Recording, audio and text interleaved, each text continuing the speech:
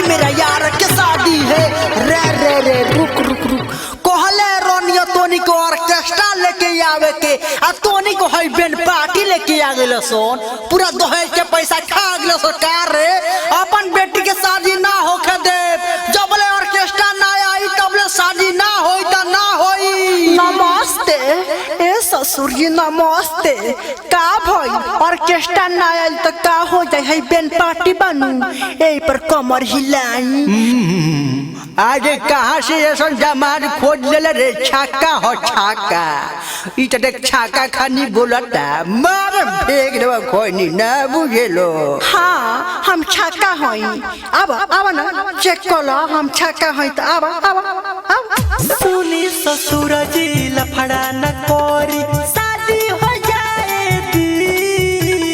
सुनी ससुर जी लफड़ा न कोरी शादी हो जाएगी। जहिया बबुआ जन्म ससुर जी तोह के बोलाई बहो।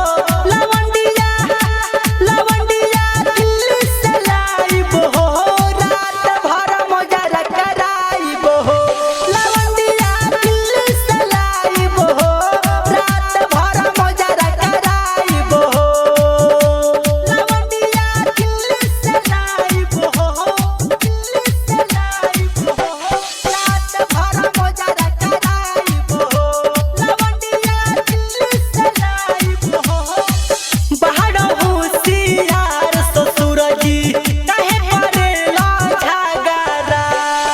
नाचो देखे के शौक बा तोहरा पेन्ही के नाचो घाघरा। पेन्ही के नाचो घाघरा। बाहर होशियार ससुर जी काहे करेला झगड़ा। नाचो देखे के शौक बा तोहरा पेन्ही के